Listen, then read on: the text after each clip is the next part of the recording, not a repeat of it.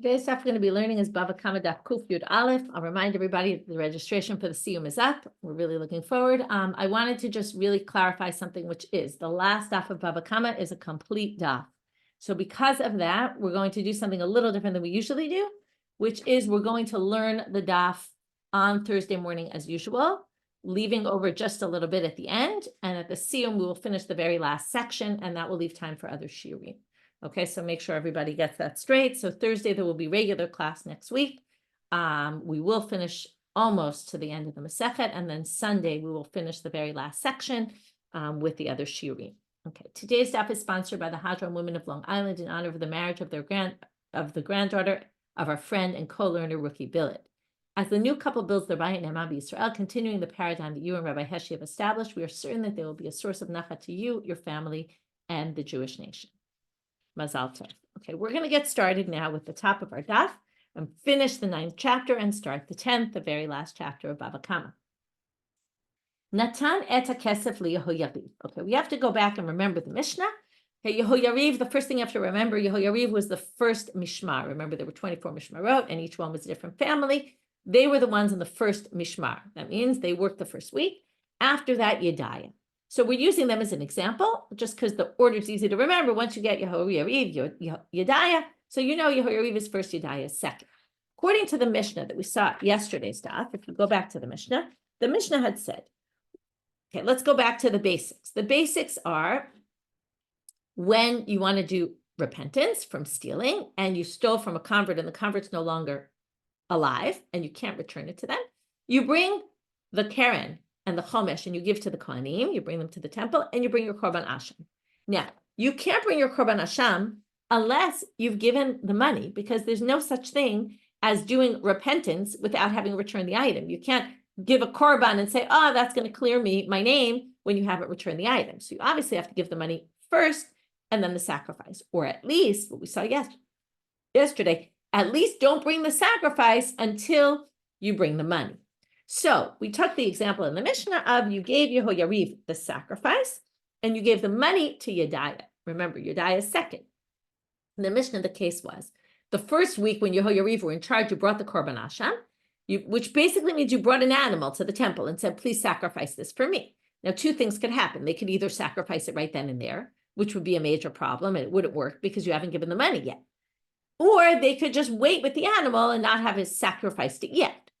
Now, if they went first and sacrificed the animal, and then you only gave the money next week to Yedaya, you would basically, that first korban wouldn't be a valid korban. You would have to bring a new guilt offering, a new korban asham, the second week. If the money, so Natana Kesef Yehoyariv and the asham Yehodaya, so Yetza Asham Yehoyariv, I'm going back to the Mishnah. If Yehoyariv did this in the Kesef Yedaya, Im Kayam Ha'asham Yakrivu B'nei Yedaya. If they didn't, this is the other option. If they didn't sacrifice it yet, so they just pass the animal to the people in the next Mishmar, and the people in the next Mishmar deal with it, okay? If they got the money the second week, then you just pass them the animal, and they deal with the animal.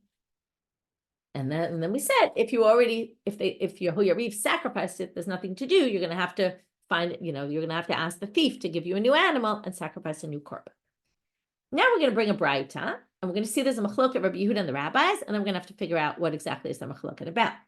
Tanu Rabbanit, Natan Asham Yehoyariv, V'kesef Yedaya. So that's what we saw before. You brought that sacrifice to Yehoyariv. You brought the money to Yedaya. Yachzil Kesef Etzel Asham Divrei Rabbi Yehuda. Rabbi Yehuda says Yedaya gives the money to Yehoyariv. Now that's not what we said in the Mishnah. What did we say? Yedaya gets the asham, basically. Okay, you move the asham to the money, not the money to the asham. Chachamim Yachzir Asham Etzel Kesef. Chachamim say, like our Mishnah, which is you give the money to the person who has the korban asham, which is the Yedaya, the next Mishmar. But the Gemara says, Hechidami. What exactly is the case? And we're going to learn it's not the same case in the Mishnah. The case in our Mishnah was, on week one, you as the thief gave the money, you gave the animal to Yehoyariv. Then week two, you came and gave the money to Yedaya. This case is not the same because if you're going to say Yavle Asham Yehoyariv b'mishmarto Yehoyariv, V'kesef Yedaya b'mishmarto Yedaya, if you're going to say it was the exact case we said in the Mishnah, where you brought the animal to Yehoyariv when they were on duty, and then you brought the money to Yedaya when they were on duty, Well, zeh zacha b'shelo v'zeh zacha b'shelo. It's very hard to say you're going to give the money. What did Rabbi Yehuda say? Give the money to Yehoyariv. Now, why would Yedaya have to give the money to Yehoyariv? They got the money fair and square. They got the money when they were on the mishmar, and there should be no reason they have to give up that money. So, Hama and Rava, would have to be, and we're going to have to, what really is going on here, let's just think of it in other terms. If you have to give the money to the people who have the ashram, or you have to give the animal to the people that have the money, that basically means we're penalizing you, because you as the kohen are supposed to get what you get, right? If we're going to say you have to give up your item and give it to the other person, that's basically because you did something wrong. So now the debate between them is going to be, in a particular case, we'll see right now, and the question is, who did something wrong? Because the truth is, they both did something wrong. The question is just, who are we going to penalize for it? Who did something more wrong, okay? So one is going to be more to blame than the other, depending on whether you're Rabbi Yehuda or the rabbis. Each one views it differently. So let's see. So Rava explains this machloket. Again, it's a later commentary coming to explain some machloket that happened many generations before him. Okay, so the first part was the same. Yehoyariv got the animal when they were on duty. But kesef liyadaya b'mishmarto Yehoyariv. But that same week, not the week later when Yedaya was in charge, that same week, the thief gave the animal to the people on the mishmar and the money to somebody else. And in that order. Now remember, the order is supposed to be first money, then sacrifice.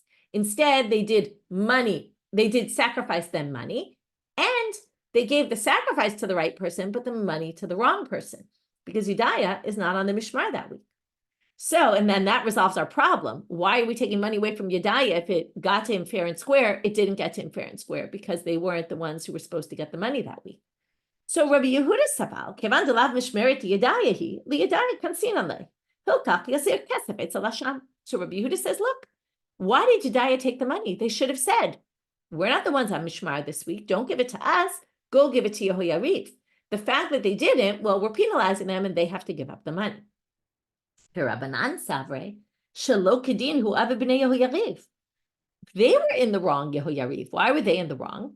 Dikiblu asham mekame kesef, because they took the animal before the thief gave the money. You can't give a sacrifice before giving the money, right? Because again, what's the point of bringing a sacrifice to atone if you haven't dealt with the person you stole from? There's no meaning to it. It reminds me of all the prophets that basically say, the people would say, echtava ashuv, I'll just sin and then I'll bring a sacrifice. I'll sin, I'll bring a sacrifice. If the sacrifice resolves everything.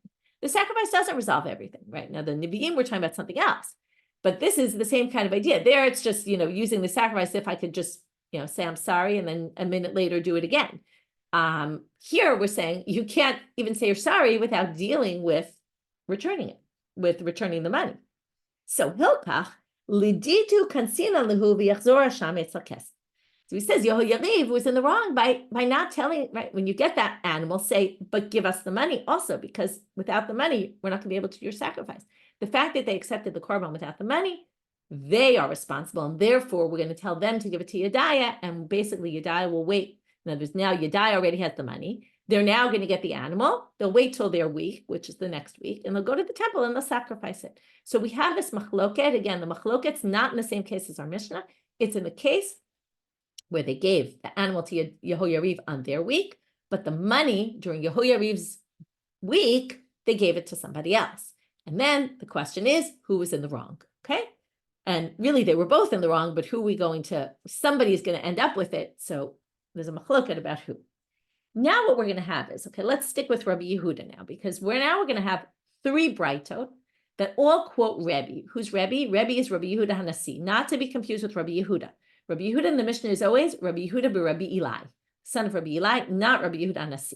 Rabbi Yehuda haNasi lives after him, and he's now going back and going to make 3 different comments and 3 different braitot about, according to Rabbi Yehuda, we're going to say the following. And then each time the Gemara is going to have to figure out something about it that isn't clear. So first braita, Tanya, Amal Rebbi. So let's just remember Rabbi Yehuda. Rabbi Yehuda says, we're kones Yedaya. They have to give, right, Yachzir, kesef, kesef etzel Hashem. Yedaya is at fault because they weren't on duty that week and took the money when they shouldn't have taken the money. And therefore, they have to return the money to the person who has the korban asham.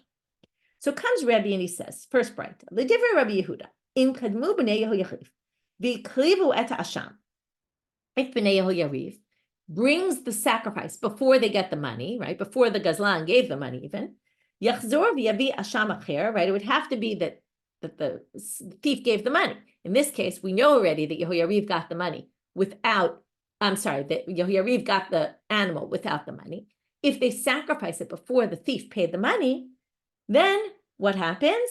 Yavi asham acher v'yakrivuhu b'nei yedaya. Okay, now in that case, even though we say the money goes to the person who has the asham, to Yehoyariv, that's only if they didn't sacrifice the animal yet. If they sacrificed the animal before the person gave the money to Yedaya, even if it was still Yehoyariv's mishmar, no way, no how are we going to give Yehoyariv that money. They don't even have the animal anymore. We're going to push it off till the next week. Okay, so even though Rabbi Yehuda thinks that we give the money to Yehoyariv, it's only if they didn't sacrifice the animal. And if, okay, so now he adds this other thing, which we're not going to really understand right away. V'zachu halalu b'masha biyadan. But even though they shouldn't have sacrificed the animal, b'nei Yehoyariv, okay, and even though right now what's going to happen? Next week, Yedaya is going to take the money they got and they're going to demand another animal from the thief. Thief's going to have to give them another animal. They're going to do everything as if nothing happened before. Well, the animal that was already sacrificed the week before, remember what we learned, the meat of the korban asham goes to the kohanim and the hide. That is all going to go to Yehoyariv, meaning that's what it means. Zachu halalu b'mashu biyadan. They're going to acquire what they already got, though, which was the meat and the hide of the asham. To which the Gemara says, hey, what are you talking about? Amai, lamai chaze, asham pasulhu. Wait, what happens if you bring a disqualified sacrifice? It has to be burned. There is no meat. You can't eat the meat of that animal. It gets burned. It's a disqualified korban. No one can benefit from it. So how could you say they benefit from it? They can't. It's a disqualified korban. Hama and Rava le'oro, just the hide. Okay, we said before the meat and the hide. Okay, the Gemara didn't say this, but we assumed that was what was meant in the braita of they got to keep what they had. Well, keep what they had really just means the hide. We don't burn the hide of a disqualified korban. We just burn the meat. Okay, burn meaning, right, destroy, because it's like we've learned before, things that are forbidden to benefit from have to be burned if they're in the temple. Okay, so we resolved that source, and we understood that if Yehoyariv does something wrong and sacrifices the animal, then even though they get to keep the hide of that, but really they don't get the money in that case, even though Rabbi Yehuda thinks in a regular case that we get the money, if Yedaya was given the money when he was Yehoyariv's mishmar, but in this case they don't. Second braita, Tanya, Amal Rebbi, l'divrei Rabbi Yehuda, according to Rabbi Yehuda, im kayam asham, if the sacrifice is still in existence, meaning the animal is still alive, they haven't sacrificed it yet, yachzir asham etzel kesef. The asham gets given to the person with the money. Okay, this really doesn't make sense, because how could he say Rabbi Yehuda says this? What did Rabbi Yehuda say?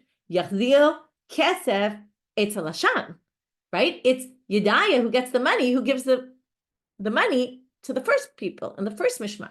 How could he say that if the asham is still in existence, the asham gets given to Yedaya who's in the second week? Makes no sense. Yedaya got it in the first week. When it wasn't their week, they got the money. Why should they be getting the sacrifice? So the Gemara asks, he says the exact opposite. How could Rebbi say that? Rabbi Yehuda says the opposite of what he says. So they say, no, this must be talking about a different case. Again, each time we're going to change some parameter.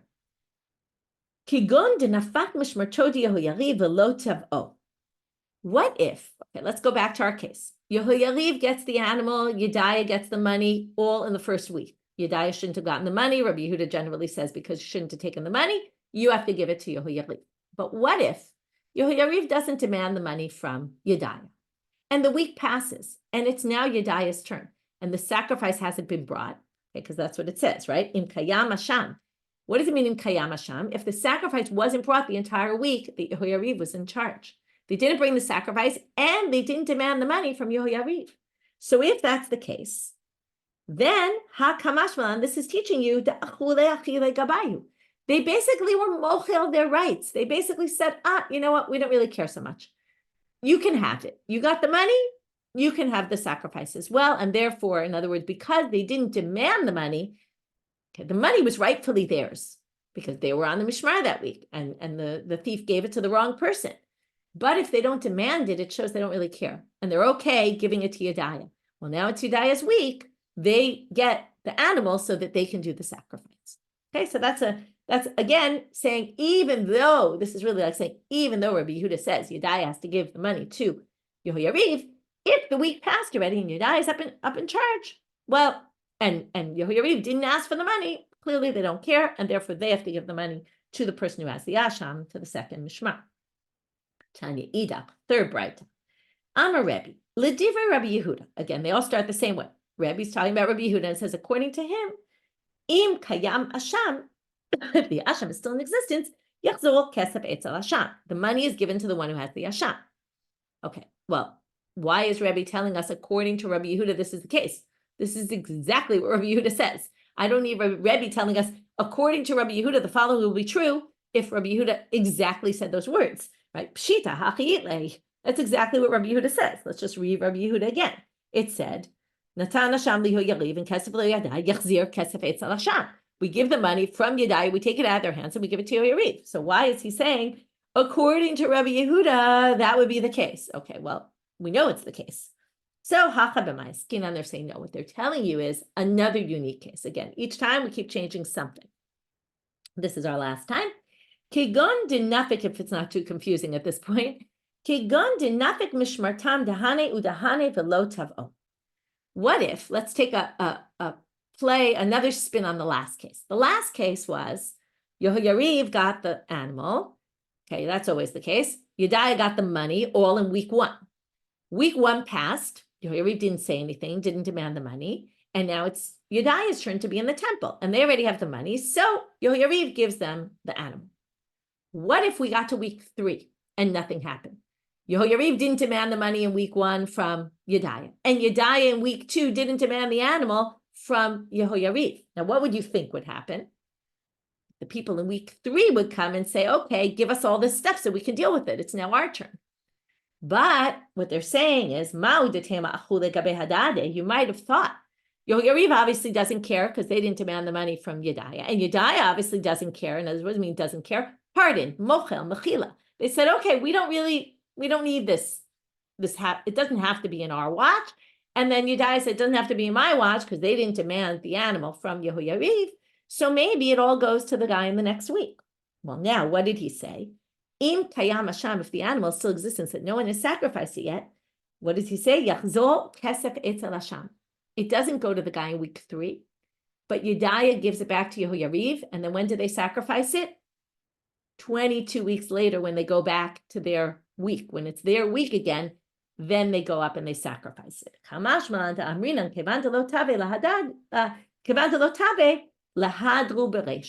We go back to the first possibility. In other words, our ideal possibility was that Yehoyariv got the animal, they should get the money also. And it was given during their mishmar. So even if they pushed it off and they didn't deal with it, they didn't get the money from Yedaya, and then Yedaya didn't get the money from them, we don't just say, oh, no, obviously neither of them care, and let's just give it to week number 3, their mishmar. No, we say the default option goes back, which is money goes to the one who got the asham, and we just wait till it's Yehoyariv's turn next when they're in the temple and they sacrifice the animal. Okay, that's a conclusion of, that was the end of all of these different permutations and possibilities of who gets it when in this machloket Rabbi Yehuda and the rabbis in the particular case that Yedaya got it in the wrong time. But on the other hand, Yehoyariv got it without the money, and they should have demanded the money, and Yedaya should have said, it's not my week. Which one's going to be niknas? And that was a machloket Rabbi Yehuda and the rabbis. And from there, Rebbi got off on 3 conclusions you can make from Rabbi Yehuda about different cases.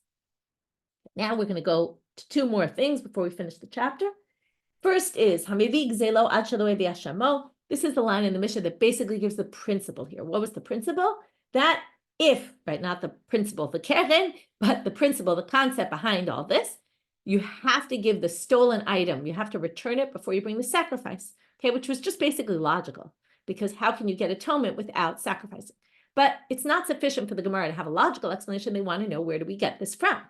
So, menahane mile, what's the root? What's the source for this? Hama and Rava. So Rava brings a pasuk, which we're then going to have some issues with. Amarkra, and then we're going to change this a little bit. Now, this is the pasuk we saw before. Let's just review. Asham meant keren, the other principle, the value of the item stolen.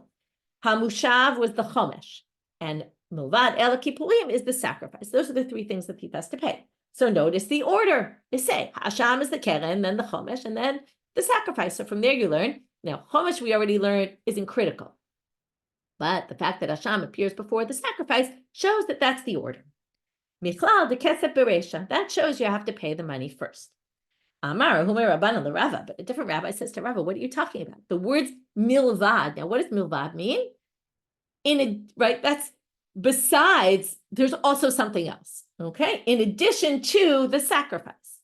So now, in addition to the fact that when you say the word milvad, it kind of sounds like in addition to the sacrifice that is already. Okay, that's first of all. But they're even going to prove it from a different pasuk where it really means that.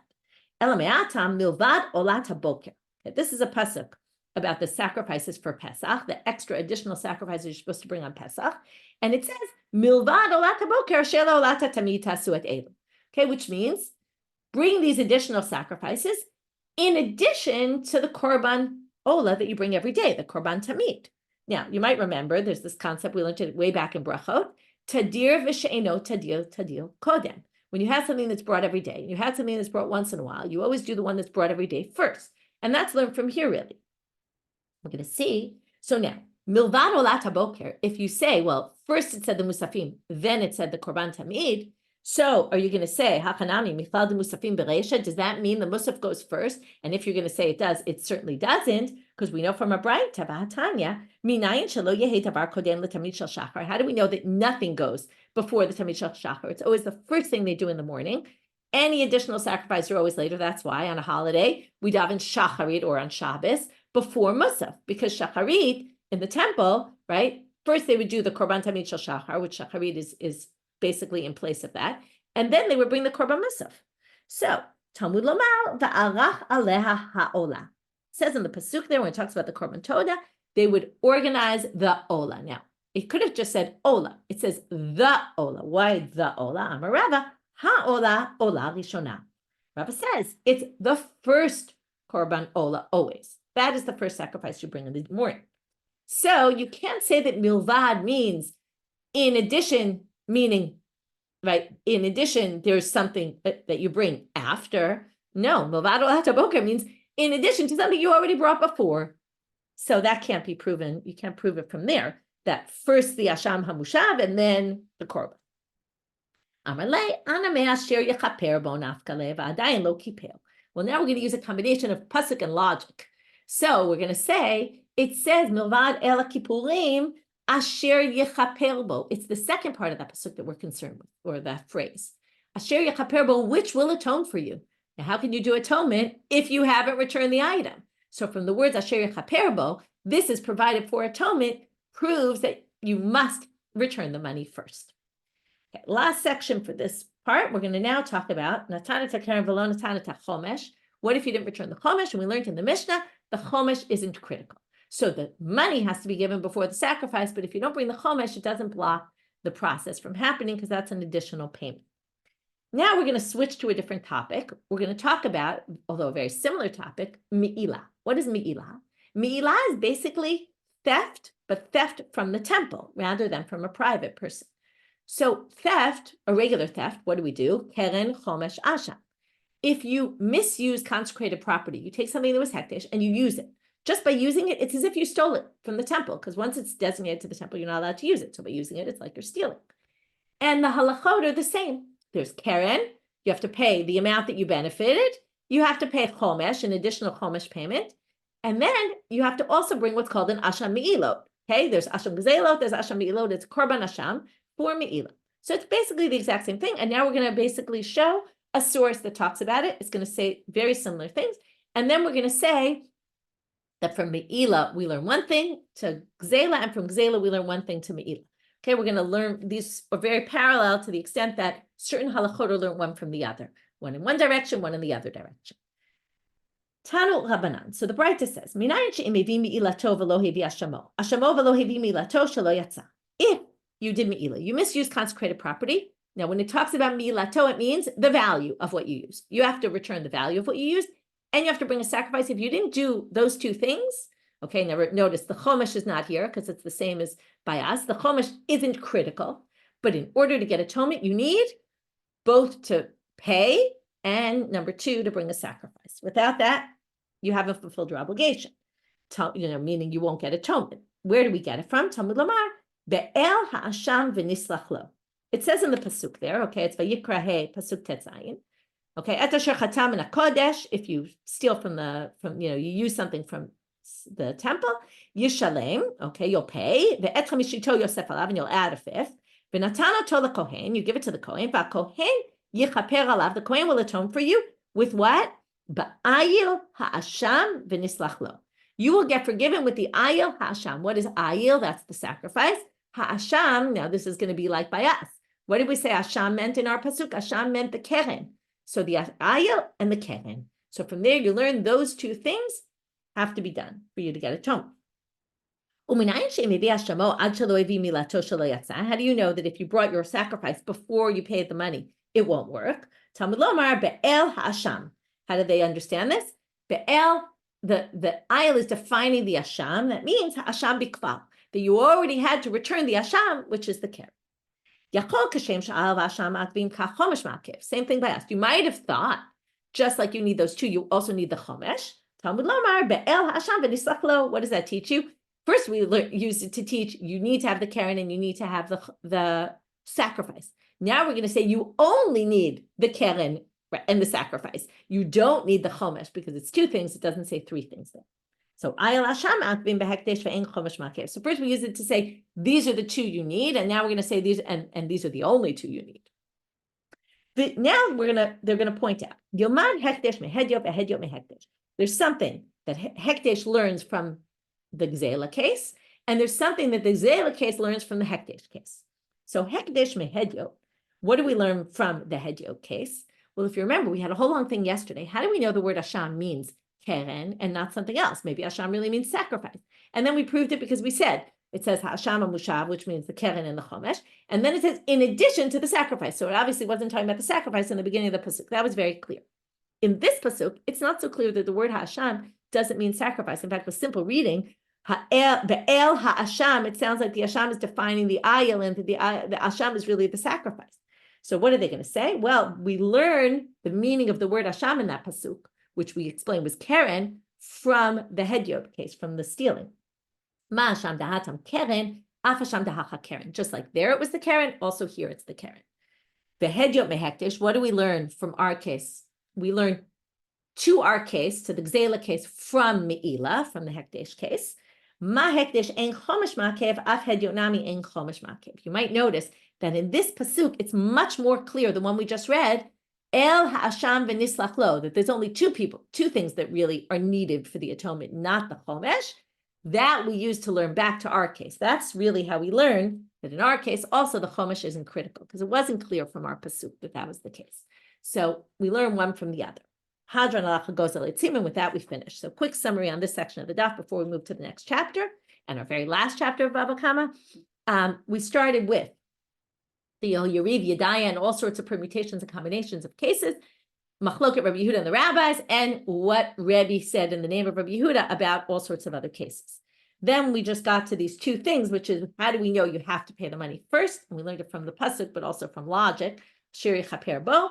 And then we had this thing about the meila, and then we said, oh, laws of meila are compared to laws of gzela, and we learned one from that and one in that direction. Okay, new Mishna. We're now going to talk a lot about Yeush, a topic we've talked about before. We're going to talk about it more. Din and Daf this week is all about Yeush, so highly recommended to learn something more in depth about this, because again, in Daf we don't have enough time, and it's a super interesting topic that comes up in many sugyot. You might remember it from Lulav Hagazul, a stolen Lulav. We talked about Yeush, and it comes up a lot in our chapter and in previous chapters that we saw before. Hagozel um'achil et banav. This is really ohiniach lifnehem. These are two different cases. If somebody steals and then feeds their children, meaning the children then devour the item, Okay, which means basically they're a third party. Okay, even though they're his children, they're considered a third party here. Or hiniach lifnehem, or the father died and passed on the item to the children. It's going to be a big debate in the Mishna, in the Gemara, about how to read this line in the Mishna. Are we talking about he passed on an actual item, or the item was no longer in existence and passed on an obligation, meaning I owe because it's no longer here, but I'm passing on the obligation to the heirs. Tulim milashalem. The heirs do not need to pay, nor do the sons who ate the food in the beginning. And really, it could be anyone who ate the food in the beginning. In other words, if I steal and someone else devours it, okay, now assuming, we're going to talk about this soon, but let's assume the Mishna is talking about there was Yeush. This is what we call Yeush and Shinoi Reshut, meaning, number one, the owners already despaired and said, we're never getting this back again. And number two, it changed domains. In the first case, somebody else ate what I stole. So it moved out of my domain, okay, just like if I would sell it to someone. They would actually acquire the item, again, assuming there was Yeush. So Yeush, now, let's just go back to some basics. If I find an item on the street, that's really where Yeush comes up the most, other than in this case. We'll get to it in the second chapter of Bava coming up soon. I find an item on the street. If you said, I'm never going to see this again, like let's say it was a $20 bill that you dropped, and then 5 minutes pass or something, there's no way you think you'll ever find that money again. Let's say you're in the middle of Manhattan, right? Someone's definitely going to pick that up. So if I pick that up, it's mine. That's Yeush alone works. But it doesn't work that way in a Gzela case because I stole it when it was yours. And also I did something wrong. I stole it. I don't get to benefit and keep it just because you gave up hope of getting it back. However, if there's something additional going on, like I sell it to somebody else, then we talked about that Yeush and Shinoi Reshut is koneh. We also talked about Shinoi Shem, changing the name. Different. If I do a Shinoi Masa, I move it into something else. Now, it doesn't mean I'm not responsible to pay you the value, but I don't have to give you the object anymore. Now, if we say, so in this case, the question is, what's the third party's responsibility? So since Yeush and Shinoi Reshut are koneh, that means that it's fair and square theirs. And the thief can't come to them claiming anything. The thief can only come to me and I'll have to pay the value because I don't have the item anymore. Either it was eaten or I gave it to somebody else, right? In this case, I'm dead. In the second case, I'm not there anymore. And we're going to see later that this sort of depends on how you view heirs. Is heirs a Shinoi Reshut or not? That's going to be a debate in our case because heirs are really just taking the place of the father. Maybe that's not a change of domain, or maybe it is. And it really depends as a machloket about how we view Yorshim, which we've actually seen before. So there's a lot of things not clear yet in this Mishnah. Why exactly they're Pturim, we don't exactly have it clear cut yet. And we don't really know if there's Yeush or not. I'm just explaining it as if, because we're going to explain that in a minute, but it's not so clear from the simple reading of the Mishnah because it doesn't talk about Yeush. This line we're going to have two different explanations for. Maybe I'll explain both right now, just so it'll be clear to you later. One option is to say, if the father has land, though, meaning he owned land and passed it in their inheritance to the sons, and this would be in case number 2, where he leaves it for them for Yerusha as inheritance. If he passes them just movable items, there's no lien on his property, and the children aren't responsible because it's Yeush and Shinoi Reshut. But if he left them land, well, then when he stole the money in his lifetime, the land was already liened to pay back the loan. So the lien can remain on land. It can't remain on movable items, but it can remain on land. And therefore, when the land gets given to the children, the orphans, the one who was stolen from can actually claim it from their land. That's one way of understanding it. Another way of understanding it is im hayad davar, not, and this sounds more like the pshat. If the item that was stolen was something with achrayut. Now, this we saw before, and we'll see this again. I think we saw this before, which is if, let's say, it was a cow that the children are going to plow with, and everyone's going to know it belonged to the father had stolen it because they recognized the cow, then it's going to be a problem. They're going to have to return it. We learned because of kavod avihem. And davar sheyesh bo achrayut is not in the usual sense of if it was land that was stolen. First of all, if it was land that was stolen, we learned it's always stays in the ownership of the original owner. There's no kinyan. You don't kohen it with Yeush or anything else. But if the object was a significant object, then you would have to return it. And that sounds like if the item he passed to them physically and it was still in existence, wasn't significant, then they don't have to return it because Yeush, Shinur, Reshut. But if it was significant, they would have to return it. Okay, so there's two different ways to understand this. If I left you confused right now, it's a very confusing Mishnah and very unclear, and the Gemara is going to start to try to figure it out. So the first thing we start with is not in our Mishnah. We're going to start with some statement of Rav Chisda, and then we're going to say, how does this work with our Mishnah? Hama Rav Chisda. Gazav v'lo nityashu abalim. You steal, and the owner doesn't have Yeush. Uba acher v'achalo mimenu. So I steal from you. You still think you're going to get this item back. You haven't lost hope. Then someone else comes to my house, eats it. Okay? You can claim it from either me or the person who ate it. My timer. Why? Because when they ate it, they weren't eating my item, they were eating your item. As long as you haven't had Yeush, it's yours. To which the Gemara says, Tanan, that goes against our Mishnah. What does it say? The real part that's the problem is the first part. If you feed it to your sons, the sons don't have to pay. The person who it was stolen from can only come to me with a claim. They can't come to my sons because they didn't consume an item that they stole. They're not responsible. To Rav Chisda. Rav Chisda says they are. So Amar Rav Chisda kitanya hi la'achar Yeush. And this is why I told you. The Mishnah must be talking about after Yeush, and Rav Chisda was talking about before Yeush. And then it's very simple. Okay, and let's go through the laws again. According to the way we've understood our Mishnah and Rav Chisda right now, if the owner hasn't been mityaesh, if the item is in existence or the item isn't in existence, it doesn't matter. The thief can go demand it from party one or party two, right? Or let's call them the third party. Okay, so they can either get it from the thief or they can get it from the one who devoured it from the thief. Okay, or who the thief sold it to. It doesn't make a difference. If it's in existence, non-existence doesn't matter. As long as you haven't given up hope of getting your item back, you're allowed to go claim it from whoever has it, consumed it, anything. Okay, because there is no Yeush. Once there's Yeush, then what do we have? And then the question is, this is going to depend on how you view our Mishnah. But let's assume our Mishnah in the first case is talking about machil b'panav, the item is no longer in existence. And the second case is talking about hiniach lifnehem, the item is in existence. But as long as there was Yeush and shinoi reshut, which you view the heirs as change of domain, then you can't ask from the second party, or the third party. Okay, the person who ate it or the person who inherited it is already too much removed. There was Yeush, you despaired of ever having your item, getting it back, and there was a change of domain. And even if the item is in existence, you can't demand it back from them. Okay, you can only go to the person who stole from you. So that's the distinction we're going to make before Yeush, after Yeush. So now we're going to see the machloket about how we view an heir. Is an heir like a buyer and it's like a shinur reshut or not? And then we're going to have to figure out if it's not, then our Mishnah doesn't make sense. So, that's just the quote of the line in the Mishnah that's going to be relevant. Amar Rami bar Chama, zot omeret. Oh, from here, what do you infer? Because Rami bar Chama assumes, which sounds like the simple reading, he gave them the stolen item in inheritance, and they don't have to return it. What do you learn? Reshut yoresh kereshut lokach dami. Because even though the item is in existence, they're like a buyer. And then, again, assuming the Mishnah is Yeush, there was already, you despaired of ever getting it back, and there was Shinoi Reshut, the Gazlan, basically as if he sold it to somebody else because he gave it to his heirs, which means it's like it was a buyer, because that's what Rami bar Chama, he says that's what's obvious from here, because without Shinoi Reshut, they would have to return the original item. Rava Amar, Reshut Yoresh, Lav Ke Reshut Lokach Dami. Rava says, what are you talking about? A Yoresh just operates in place of the father. It's not like a Shinoi Reshut. Well, now we're going to have a big problem, according to him. What about the Mishnah?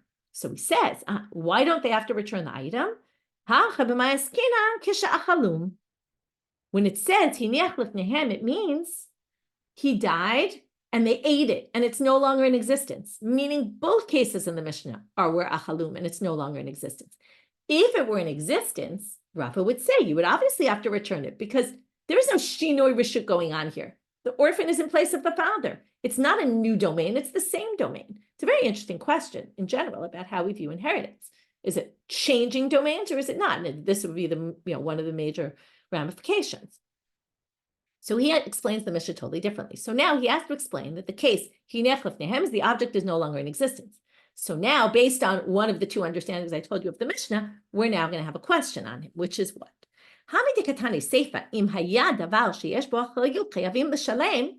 And they read it as, if the stolen object that they inherited was something with achrayut significance, they would have to return it. Now, what does that sound like? Then in the first case, he left them an item that wasn't significant. And the second case, he left them an item that was significant. And that's the distinction. Then they would have to return it. So from there, you can assume that what? He actually left them an object. And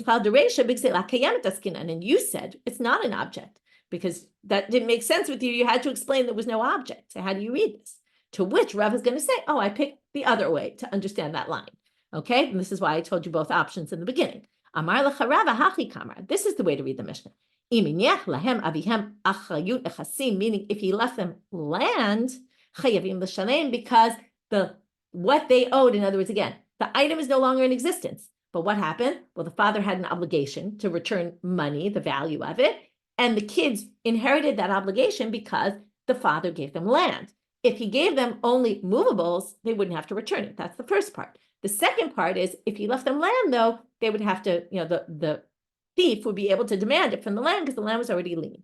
And then it has nothing to do. You can explain it very easily. The item's not in existence anymore. So now they say, how could you explain the Mishnah that way? Hama and Rabbi Shimon Berei. But Rebbi taught the Mishnah to Rabbi Shimon, his son, Lo davar sheyesh bo achayut mamash, ela afilu para v'choresh ba, chamor v'chamer acharav chayvim lachzir mipnei kvod avihem. It's not only something that really has a prayut, like land, that the child will have to return, but even if it was a para that he uses for plowing, or a chamor, or a donkey that he uses for carrying things, they have to return it. Why? Mishum kvod avihem. Because people on the street are going to see, oh, that's the donkey their father stole, and they're going to be talking about the father forever as if he was a thief. So in those cases, the children asked to return it, which would mean that if the item was in existence, but not something significant like that, that no one would realize that it was stolen item, they wouldn't have to return it, which means that the Mishnah is talking about a case where the item was in existence, and that goes against what Rava said. So, because again, if the item's in existence, he doesn't think that there's Shiur Reshut, that wouldn't enable them to not pay it back, and then the Mishnah doesn't work. To which, Hama and Rava says very funny kind of statement, Kisha Chivna, when I die, Rabbi Yoshaya nafik levati. Rabbi Yoshaya is going to come out and usher me into Olam Haba. Why Rabbi Yoshaya? Well, because he's so excited for what I did. Because I explained the Mishnah the way he explained the Mishnah. What he's basically trying to say is, you're quoting me a problem with how Rebbi read the Mishnah. By the way, Rebbi was the one who put together the Mishnah, but still, it doesn't mean his reading is the right one necessarily. I read the Mishnah the way Rabbi Yoshaya does, and here we're going to go back to the other explanation. And that's how he's going to explain his position. Okay, that's just the Mishnah. If he left it for them, if the object's in existence, they have to return it. That matches him, because Yeush there's no Yeush and Shiur Reshut here, because the Yoresh is just like the father. So if the Gzeila is in existence, the stolen item, you have to return it. Only if the Gzeila is not around, you're going to be exempt. And however, even if the Gzeila is not in existence, if the father left them land and inheritance, you'd have to return it. So here, it's obvious that he explains the Mishnah, the patur, right? The fact that they're exempt is only if the item's not in existence anymore, and that fits perfectly with his interpretation. And he says, that's Rav Yoshaya. 2 questions on this source, and then we'll finish for today. Amar, let's go back to this line. Ein hagzela kayemet ptulim. Now it says, if the item is not in existence, they're exempt. Nemetavituvta de Rav Chisda. This goes against Rav Chisda, because what did Rav Chisda say? If the owners didn't give up on getting it back, then they can demand the item even from the third party. And this seems to say, right, if it's not existent, they're exempt. So very simply, he'll say this braitot is only talking about after Yeush. After Yeush, they could be exempt. If it's before Yeush, of course he can demand it from them, and that's not a question at all. With this, we'll end with our last question. If it's in existence, you have to pay it back. Well, de Rami bar Hama. This seems to go against Rami bar Hama. What did Rami bar Hama say? Let's just remember, this is a good review of the daf. Rami bar Hama said the heirs are like buyers, which means there's Yeush, there's Shiur Reshut. If there's Yeush and Shiur Reshut, then the Yoresh doesn't have to return anything, even if it's in existence. That's the way he understood the second line in the Mishnah.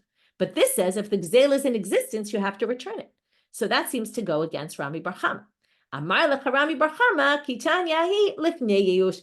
He'll explain that the braitot is talking about before yeush. So in order to explain Rav Chisda, we had to say the braitot must be after yeush. In order to explain Rami bar Chama, he would read this braitot as being before yeush, meaning before yeush, if it's still in existence, you have to return it. Now this, I just want to end with this one idea. What did we say in the beginning? That once we have Rav Chisda said before yeush, no matter what, you have to return it. According to Rami bar Chama, he disagrees with that. So even though we tried to make things clear in the beginning, we're now going to see that there's some things that are points of contention. According to this explanation, Rami bar Chama will say, after yeush, for sure you don't have to return it. Whether the item's in existence, the item's not in existence, it doesn't matter. Because the yoresh is a buyer, right? But if it was before yeush, only if the item, because he's explaining this whole braita, let's just read the braita again, before yeush. Even if it's before yeush, and you haven't given up hopes of getting it back, if someone takes it from me and devours it, they're not liable. Only if they take it from me, like let's say I sell it to them, or they steal it from me, or something like that, then you can take it up with them, because there wasn't yeush. But even without yeush, if they devour it and it's no longer in existence, that third party is not liable. That goes against what we said in the beginning, and it goes against Rav Chisda. Okay, so what we saw here was a very confusing Mishnah. We saw Rav Chisda, who basically said, yeush, not yeush, that makes all the difference. We saw machloket Rami bar Chama and Rava about how we view a yoresh. Is a yoresh like a buyer, which means there's shinur reshut. So once there's yeush, there's shinur reshut, and then the yoreshim don't have to return anything, unless what? Unless there was land that was liened, and then they can take it from the land that was liened. And then we saw Rava, who said, no, reshut yoresh is not reshut lokach. Okay, and reshut yoresh is basically like the father. Okay, and then we're going to have to understand the only time then you have to, then you would have to return it, right then, according to them, if the item was still, I'm sorry, I'm just losing my train of thought for a minute. If you say, right, sorry, one second. Right, then you're going to say that you have to return the item if there's no yeush and shinoi reshut. So therefore, right, there's no shinoi reshut here. So they're going to have to return the item. And then we're going to say, but only if the item is in existence. If it's not in existence, they're exempt unless there was a lien on the property. Okay, and that's rough. So that's our issue that's our sugya for today. We're going to continue this in tomorrow's daf. More discussion about yeush, shinur reshut, all of these things and how they interplay and the different opinions about them. Wishing everybody a good day and b'sorot tovot.